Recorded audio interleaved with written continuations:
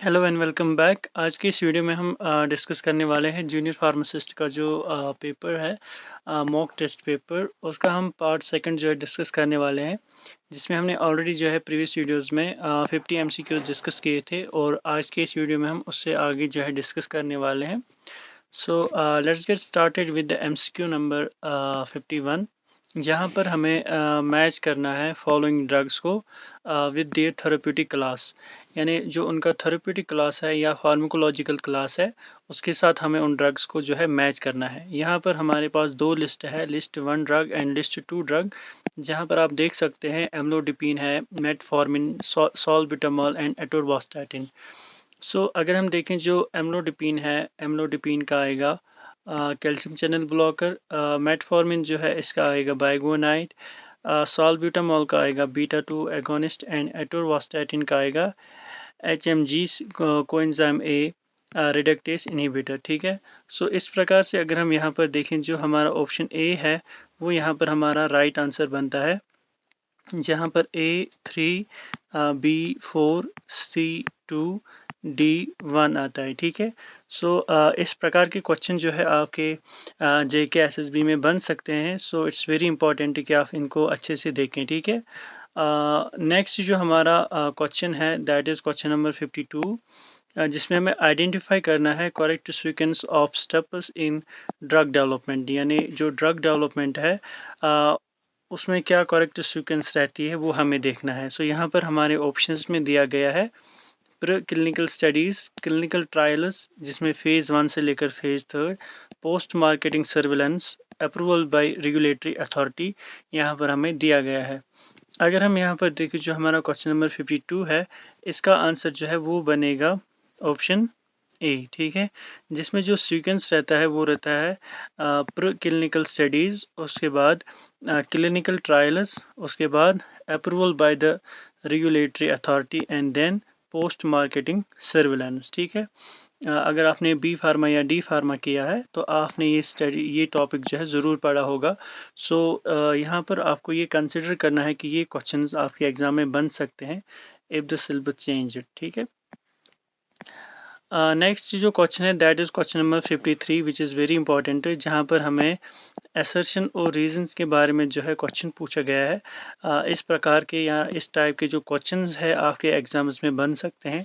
सो यहाँ पर अगर हम असर्शन देखें, इसमें आपको दिया गया है डायज़ेपाम जो है ये एक बेंजोडाइज़ेपिन है, यूज इट एज एंजियोलिटिक, ये एक यहाँ पर हमारा असर्शन है। और इसका रीज़न यहाँ पे दिया गया है benzodiazepines enhance the action of GABA by increasing the frequency of chloride channel opening। So यहाँ पर हमारे पास चार ऑप्शंस है जिनमें से एक करेक्ट आंसर है, जहाँ पर हमें ट्रू फॉल्स या करेक्ट एक्सप्लेनेशन जो है हमें बताना है। सो हमारा जो क्वेश्चन नंबर 53 है इसका जो आंसर बनेगा वो बनेगा option B, that is both A and R are true but R is not the correct explanation of A। जहाँ पर अगर हम देखें जो assertion है या जो रीज़न है वो दोनों क्या है, ट्रू, लेकिन जो रीज़न है वो करेक्ट एक्सप्लेनेशन नहीं है किसकी, जो हमारा assertion है। ठीक है। क्योंकि यहाँ पर अगर हम देखें जो डायज़ेपाम है इसे हम यूज़ करते हैं एज एंजियोलिटिक, बेंजोडाइपिन्स जो होते हैं वो एनहांस करते हैं action of GABA by increasing the frequency of chloride channel and channel opening. ठीक है। बट अगर हम यहाँ पर देखें जो मैकेनेटिक बाइंडिंग ऑफ गाबा है does not inherently explain it specific classification या थेरेप्यूटिक लेबल। ठीक है। सो उसके बाद अगर हम देखें यहाँ पर जो हमारा क्वेश्चन नंबर 54 है इसमें पूछा गया है which of the following is an oral rehydration solution component. आपने ORS पढ़ा होगा, यानी ऑरल रिहाइड्रेशन सॉल्ट या सॉल्यूशन, उसके कंपोनेंट में से कौन सा यहाँ पर दिया गया है। एज वी ऑल नो उसमें कौन कौन से कंपोनेंट्स होते हैं। सो यहाँ पर अगर हम देखें जो स्टैंडर्ड WHO ORS फार्मूला है दैट कंटेन्स सोडियम क्लोराइड, ठीक है, सोडियम साइट्रेट या potassium chloride and anhydrous glucose. So as per the options we have here all of the above, यानी sodium bicarbonate, potassium chloride, sodium chloride.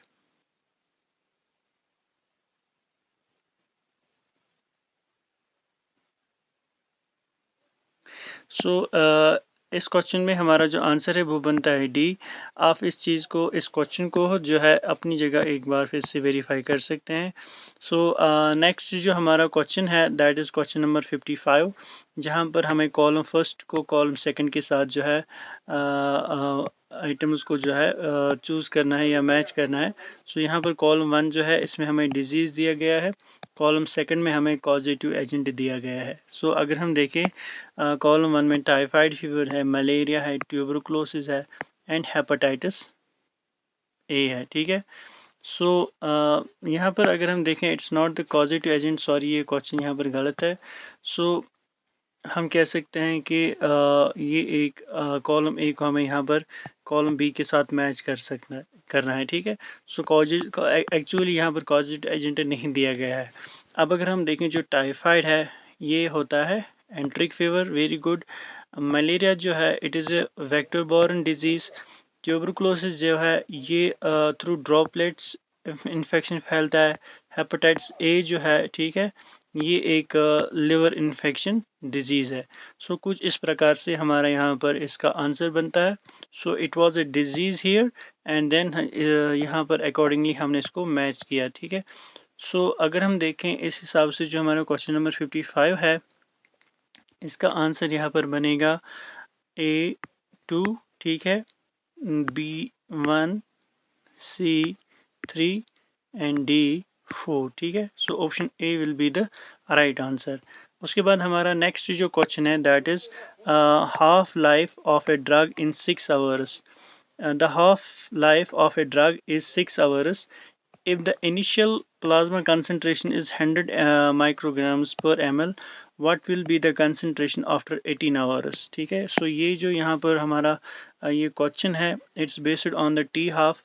अगर आपने T half पढ़ा होगा तो आप इसको इजीली यहाँ पर जो है कैलकुलेट करके इसको सॉल्व कर सकते हैं।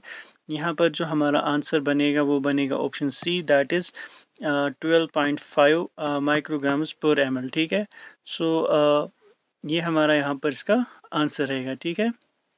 उसके बाद जो हमारा नेक्स्ट क्वेश्चन है that is which of the following sterile technique is not followed while giving an intramuscular injection. यहाँ पर हमें बतानी है कौन सी स्टेराइल टेक्निक जो है जिसे हम फॉलो नहीं करते हैं जब हम इंट्रामस्कुलर इंजेक्शन देते हैं। सो यहाँ पर अगर हम देखें तो इसका जो आंसर रहेगा वो रहेगा option C that is रिकैपिंग the used needle, ठीक है। यानी जो नीडल हमने यूज़ किया है उसको रिकैप करना, वो टेक्निक हम यहाँ पर यूज़ नहीं करते हैं। रेस्ट जो इसमें है वो हम यूज़ कर सकते हैं, ठीक है। नेक्स्ट जो हमारा क्वेश्चन है दैट इज़ क्वेश्चन नंबर 58, जहाँ पर एक स्टेटमेंट है read the following clinical case and answer the question that follows. ये क्वेश्चन भी इस टाइप का क्वेश्चन जो है आपके एग्जाम में बन सकता है। सो इस पैटर्न को भी आप अच्छे से अपने दिमाग में रखें, may be such questions can come. So question number 58 अगर हम देखें यहाँ पर हमें एक क्लिनिकल केस है, एक सिनेरियो है जहाँ पर 60 ईयर ओल्ड मेल जो है पेशेंट एक presents with sudden chest pain, ठीक है। चलिए ये याद रखिए आप यहाँ पर सडन चेस्ट पेन, ठीक है, radiating to the left arm, sweating and difficulty in breathing, ठीक है। ECG shows ST segment elevation. ECG क्या शो करता है? ST सेगमेंट एलिवेशन, ठीक है। अब यहाँ पर जो है हमें क्वेश्चन दिया गया है that is the drug of choice for immediate management in this condition is. इस कंडीशन में इमीडिएट मैनेजमेंट क्या रहेगा, ठीक है। हमारे पास ऑप्शंस है नाइट्रोग्लिसरीन, एस्पिरिन, एट्रोपिन, मॉर्फिन। सो यहाँ पर हमारा जो आंसर है इस क्वेश्चन का वो रहेगा option A that is nitroglycerin, ठीक है। सो नाइट्रोग्लिसरीन यहाँ पर हमारा इमीडिएट मैनेजमेंट रहेगा, ठीक है। उसके बाद जो हमारा क्वेश्चन है दैट इज़ क्वेश्चन नंबर 59, जिसमें हमें अरेंज करना है फॉलोइंग ड्रग्स को एक ऑर्डर में, जहां पर हमें उनका ऑनसेट ऑफ एक्शन के हिसाब से हमें उनको एक ऑर्डर में रखना है फास्टेस्ट से लेकर स्लोवेस्ट। यानी पहले सबसे फास्टेस्ट क्या है, फिर लास्ट में जो सबसे स्लोवेस्ट रहेगा वो ड्रग जो हम IV या पारेंटरली देते हैं, जैसे इंट्रावीनस हो गया, ठीक है, इंट्रामस्कुलर हो गया, सबक्यूटेनियस हो गया और इंट्राडर्मल हो गया, ठीक है। अब अगर हम देखें यहाँ पर हमारा जो सीक्वेंस रहेगा वो रहेगा ए बी सी डी, ठीक है। सो यहाँ पर हमारा आंसर रहेगा option A, that is A B C D. This is the correct sequence from fastest to the slowest, ठीक है। उसके बाद हमारा जो नेक्स्ट क्वेश्चन है that is question number 60 which is an important question, जिसमें पूछा गया है which of the following electrolyte is primarily responsible for maintaining the resting membrane potential. याद रखिए ये जो हम क्वेश्चंस कर रहे हैं दीज आर वेरी इंपॉर्टेंट। चाहे आप JKSSB दे रहे हैं, चाहे आप RRB दे रहे हैं या कोई और एग्ज़ाम दे रहे हैं, हर एक एग्ज़ाम में ये जो क्वेश्चंस होते हैं ये बहुत ही इंपॉर्टेंट होते हैं। आपकी प्रिपरेशन के हिसाब से ही हम ये बनाते हैं, सिलेबस के अकॉर्डिंग और सब्जेक्ट्स के अकॉर्डिंग, ठीक है। सो कोई भी क्वेश्चन आप स्किप मत कीजिए, अच्छे से प्रैक्टिस कीजिए इन क्वेश्चंस को। इससे आपका जो कॉन्फिडेंस है वो बूस्ट हो जाएगा और आपकी प्रिपरेशन जो है वो और सॉलिड हो जाएगी, ठीक है। सो यहाँ पर अगर आपने इस क्वेश्चन को समझा है तो आप अपनी जगह इसका आंसर लिख सकते हैं। तो इसका जो राइट आंसर रहेगा वो रहेगा option B, that is potassium, ठीक है, जो रेस्पॉन्सिबल होता है for maintaining the resting membrane potential. Next जो क्वेश्चन है इसमें अगेन स्टेटमेंट है, स्टेटमेंट एस और स्टेटमेंट टी, ठीक है, यानी दो स्टेटमेंट्स हमें यहाँ पे दी गई है। Penicillin inhibits bacterial cell wall synthesis, ये हमारी पहली स्टेटमेंट है। दूसरी स्टेटमेंट है penicillin binds to penicillin binding proteins PBPs and block the transpeptidation step. So यहाँ पर अगर हम देखें इस क्वेश्चन का आंसर, क्वेश्चन नंबर 61 है ये, इसका आंसर रहेगा option A, both S and T are true and T is the correct explanation of S, ठीक है। जो पेंसिलिन है it inhibits the bacterial cell wall synthesis and acts by binding the PBPs, ठीक है। So inhibiting the cross linking transpeptidation reactions essential to the peptidoglycan cell wall integrity, ठीक है। सो ये questions आपने एंटीबायोटिक्स में पढ़ा होगा। सो इस स्टेटमेंट के हिसाब से भी आपके क्वेश्चंस बन सकते हैं। उसके बाद हमारा जो नेक्स्ट क्वेश्चन है that is which of the following best describes bio availability. Again bio availability से रिलेटेड क्वेश्चन है, तो यहाँ पर बेस्ट कौन सा ऑप्शन हमारा इसको डिस्क्राइब करता है बायो अवेलेबिलिटी को। अगर हम देखें हमारे पास चार ऑप्शंस है। सो यहाँ पर जो हमारा राइट आंसर रहेगा वो रहेगा option B, that is the fraction of an administered dose of unchanged drug that reaches the systemic circulation, ठीक है। यहाँ पर आप बाकी जो ऑप्शंस है वो पढ़ सकते हैं। सो यहाँ पर राइट आंसर रहेगा ऑप्शन बी, ठीक है। अगर आपने बायो अवेलेबिलिटी पढ़ी है तो it's very easy for you. उसके बाद जो हमारा नेक्स्ट क्वेश्चन है that is normal pH of human blood is. It's a very easy and basic question. So यहाँ पर हमारा आंसर ऑप्शन सी रहेगा। उसके बाद हमारा नेक्स्ट क्वेश्चन है दैट इज क्वेश्चन नंबर 64।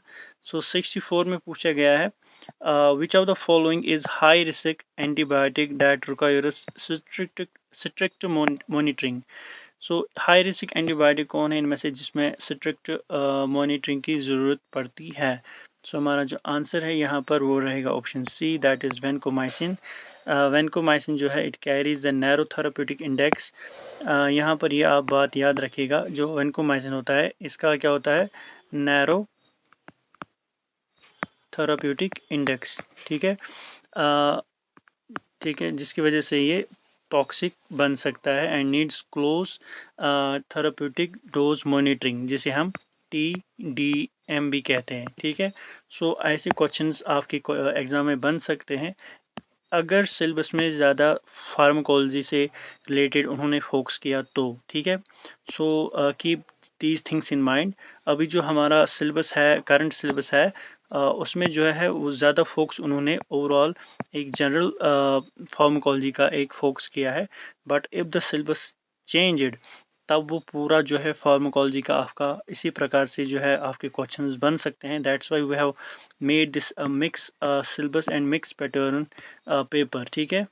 अगर हम यहाँ पर देखें ये जो है अभी करंट सिलेबस जो है क्वेश्चन नंबर 65, ये हमारे करंट सिलेबस के अकॉर्डिंग ये क्वेश्चन है, ठीक है। So that's why we have given the both options for you, so that आपको अपने हिसाब से पता लगे कि हमने कितनी प्रिपरेशन की है और कितनी करनी है। रेस्ट बाकी जो भी अपडेट्स हमें मिलते रहेंगे वो हम आपको बताएंगे। So let's move to the next question, that is question number 65। जहाँ पर हमें पूछा गया है match the following vaccines with their route of administration. So यहाँ पर वैक्सीन है और रूट दिया गया है। वैक्सीन क्या है? BCG, OPV, hepatitis B, measles. इसका जो आंसर है वो रहेगा ऑप्शन ए। यहाँ पर अगर आप देखें BCG जो है इसका रूट रहता है इंट्राडर्मल, ठीक है। उसके बाद हमारा OPV है, इसका ओरल रूट रहता है 2 का 1, ठीक है। फिर हेपेटाइटिस बी जो है इसका रहता है सबक्यूटेनस, और मीजल्स जो है इसका रूट रहता है इंट्रामस्कुलर, ठीक है। ये आप याद रखिएगा, रखिए अपनी जगह, this is very important for you. उसके बाद हमारा जो नेक्स्ट क्वेश्चन है that is question number 66। The following are examples of controlled drug under NDPS act 1985 except, ठीक है। जो narcotic drugs and psychotropic substances act है 1985, उसमें ये ड्रग्स एग्जांपल्स आती है। एक्सेप्ट का मतलब होता है कि उसके बगैर। सो आंसर रहेगा हमारा option D, that is aspirin. बाकी मॉर्फिन, कोडीन, ट्रामाडोल जो है वो किस में इंक्लूड होते हैं, ठीक है, इसमें, ठीक है। Those are the examples of control drugs which comes under the NDPS act, ठीक है, एक्सेप्ट एस्पिरिन। ये भी आपके एग्जाम्स में क्वेश्चन बन सकता है। नेक्स्ट जो क्वेश्चन है that is arrange the following in order of from largest to smallest particle size. यहाँ पर हमें जो है पार्टिकल साइज के बेसिस पे इनको जो है अरेंज करना है, एक ऑर्डर देना है। यहाँ पर सोल्यूशन है, सस्पेंशन है, कोलाइड्स है और इमल्शन है।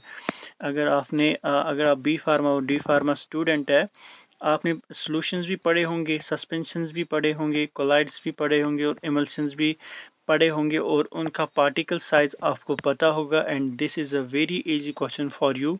सो यहाँ पर अगर हम क्वेश्चन नंबर 67 देखें, हमारा आंसर जो यहाँ पर बनता है वो बनेगा option B, that is BCDA, ठीक है।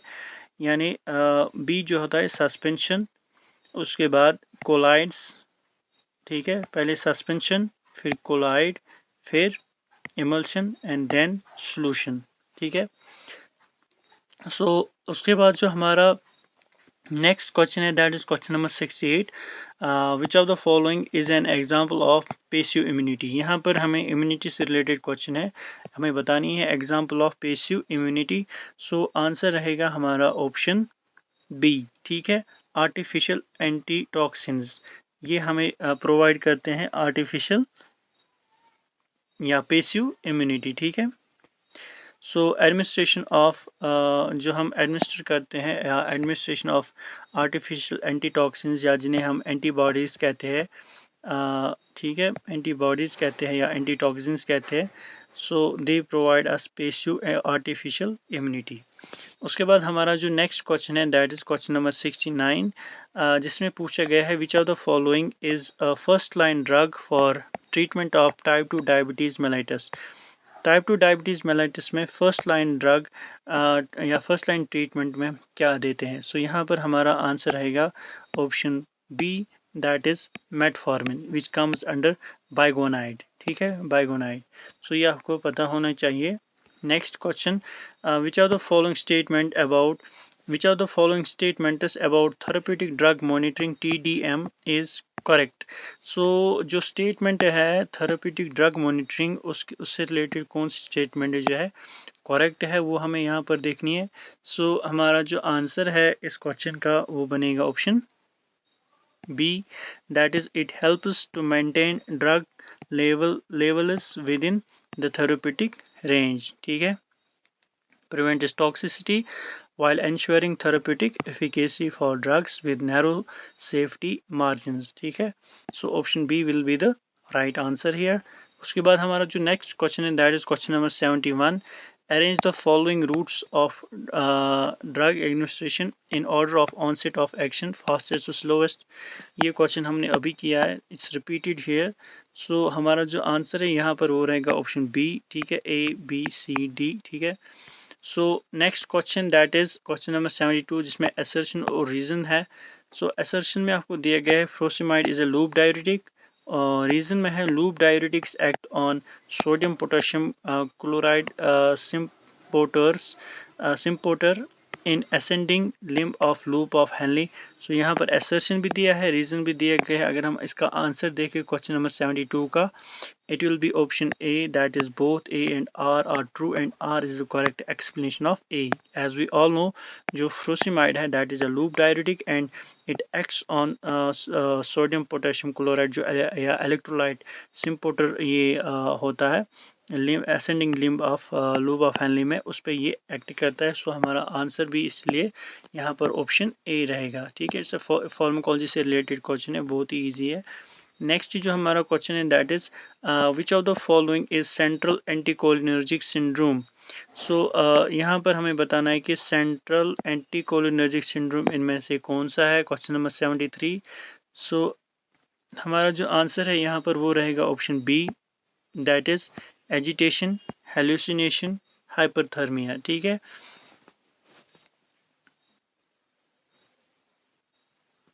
उसके बाद हमारा जो नेक्स्ट क्वेश्चन है दैट इज क्वेश्चन नंबर 74, जिसमें हमें आइडेंटिफाई करना है incorrect statement regarding the good manufacturing practices, GMP.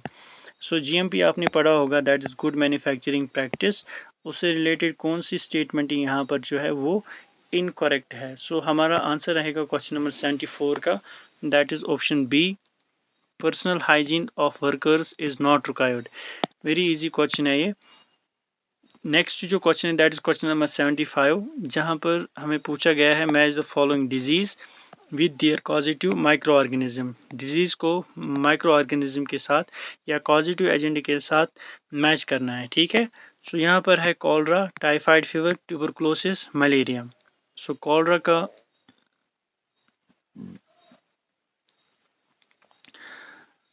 का रहेगा विब्रियो कॉलरिए, टाइफाइड फीवर का रहेगा साल्मोनेला टाइफी, ट्यूबरक्लोसिस का रहेगा माइकोबैक्टीरियम ट्यूबरक्लोसिस एंड मलेरिया का प्लास्मोडियम वाइवेक्स। ठीक है, सो क्वेश्चन नंबर 75 जो है हमारा, इसका आंसर रहेगा ऑप्शन ए। ठीक है, ए 3, बी 1, सी 4, डी 2। ठीक है, नेक्स्ट जो हमारा क्वेश्चन है दैट इज क्वेश्चन नंबर 76, जिसमें पूछा गया है read the following statement and choose the correct option. दो स्टेटमेंट्स को रीड करना है, उसके बाद करेक्ट ऑप्शन को चूज करना है। सो क्वेश्चन नंबर 76 अगर हम देखें, यहाँ पर हमें दिया गया है that NSAIDs inhibit cyclooxygenase enzyme, जिसे हम कॉक्स कहते हैं, COX enzyme reduces prostaglandin synthesis. Nisids have no effect on platelet aggregation. So अगर हम देखें यहाँ पर क्वेश्चन नंबर 76, तो हमारा आंसर जो है वो बनेगा ऑप्शन बी। ठीक है, यहाँ पर स्टेटमेंट 1 जो है ये ट्रू है, बट स्टेटमेंट 2 जो है वो गलत है, ये याद रखिए आप। स्टेटमेंट 1 बिल्कुल सही है, स्टेटमेंट 2 जो है वो गलत है। सो क्वेश्चन नंबर 76 का आंसर बनेगा ऑप्शन बी। ठीक है, उसके बाद हमारा नेक्स्ट क्वेश्चन है that is question number 77, a patient on long term corticosteroid therapy presents with Cushingoid appearance, hyperglycemia and hypertension. What is the most appropriate advice for this patient? So यहाँ पर हमारा answer रहेगा option C, that is do not stop, taper the dose gradually. यानी जो उसका corticoid therapy चल रही है उसको स्टॉप नहीं करना है बल्कि टेपर करना है, यानी डोज को जो है वो कम करना है ग्रेजुअली। ठीक है, सो नेक्स्ट जो है दैट इज क्वेश्चन नंबर 78, जहाँ पर match the following drug classes with their major therapeutic uses. So यहाँ पर ड्रग्स क्लास दिया गया है, उसके मेजर थेरेप्यूटिक यूज के साथ उसको मैच करना है। We have ACE inhibitors, statins, proton pump inhibitors, bronchodilators. So यहाँ पर अगर हम देखें जो हमारा जो क्वेश्चन है दैट इज एस इनहिबिटर, इसे हम हाइपरटेंशन में यूज़ करते हैं, स्टैटिन को hypercholesterolaemia, proton pump inhibitors, peptic ulcer and bronchodilators in bronchial asthma. So इस प्रकार से जो है हमारा यहाँ पर आंसर बनेगा इस क्वेश्चन का, क्वेश्चन नंबर 78 का, वो बनेगा option A, that is A 3, B 1, C 4 and D 2। ठीक है, सो उसके बाद जो हमारा नेक्स्ट क्वेश्चन है दैट इज़ क्वेश्चन नंबर 79, जिसमें पूछा गया है which of the following is correct order of steps in patient counselling. Patient counselling में कौन सा हमें करेक्ट ऑर्डर यहाँ पर देखने को मिलता है। ऑप्शंस हमारे पास 4 है। सो the right answer here is that is greet the patient, assess needs, provide information, verify understanding, close. अगर हम बाकी ऑप्शन देखें, greet the patient, provide information, close, ठीक है। असेस नीड, ग्रीट पेशेंट, ठीक है। Provide information, greet the patient, assess need, verify understanding, close, ठीक है। सो यहाँ पर हमारा आंसर रहेगा ऑप्शन ए, ठीक है। स्टैंडर्ड क्लिनिकल वर्क फ्लो जो है वो कुछ इस प्रकार से है, जो क्रोनोलॉजिकली हमें एक काउंसलिंग स्ट्रक्चर दिखाता है। उसके बाद हमारा नेक्स्ट क्वेश्चन है दैट इज क्वेश्चन नंबर 80, जहाँ पर असर्शन और रीजन दिया गया है। So we have assertion and then reason. Assertion में है हेपेरिन जो है acts by enhancing action of antithrombin third. Antithrombin third जो है inhibits thrombin and cofactor XA, ठीक है। सो द correct answer here is for question number 80, that is option A. Both A and R are true and R is the correct explanation of A, ठीक है। उसके बाद next जो हमारा question है that is question number 81, arrange the following steps of intravenous infusion in the correct sequence. यहाँ पर 4 options है। Check the IV set for air bubbles, select the appropriate vein, insert the needle into the vein, connect the IV set and start the flow.